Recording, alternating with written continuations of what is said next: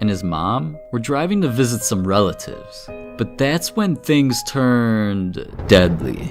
See, living in Brazil, the family was driving up the mountains, but out of nowhere, a ridiculous storm hit. And it wasn't just the typical rain that comes and goes. It was storming so bad, they couldn't even see what was right in front of them.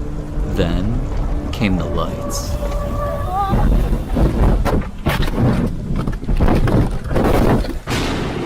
The family was in an accident, and everybody, I mean everybody, was hurt.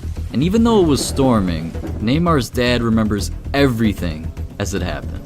He said, "A car came towards me.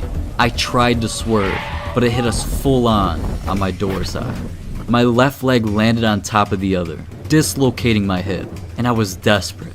I said to my wife, I'm dying, but my worst fear was the next thought in my head. Where was Junior?" See, the car was hit so hard that Neymar literally disappeared, and the family had no idea where he went.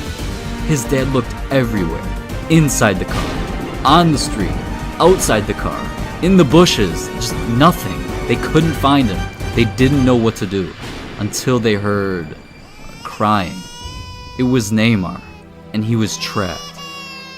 His dad looked underneath the driver's seat, and there he was, covered in blood. Neymar's head was cut from a piece of glass. So the family, they had no choice. They immediately rushed him to the hospital. Neymar came face to face with death, and he wasn't even old enough to understand words or to even know what was going on. So when Neymar's dad found out that he was going to be okay, all he honestly could do was thank God. And from that point on, he knew Neymar was blessed. Now, as scary as Neymar's situation was, nothing compares to Angel Di Maria living every day with a target on his back.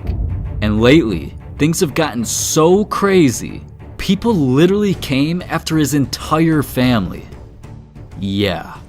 At the beginning of 2021, Angel and his PSG teammates were all smiles. Their team was off to a great start to the season, and they were proving people wrong, yeah, but most thought it was a fluke.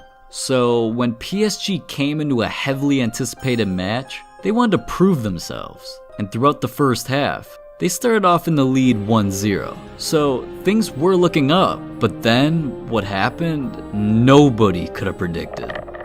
During the 62nd minute, phones of everybody on the team were ringing off the charts. I mean, it was crazy. And out of nowhere, Angel had to be escorted out of the arena in the middle of the game.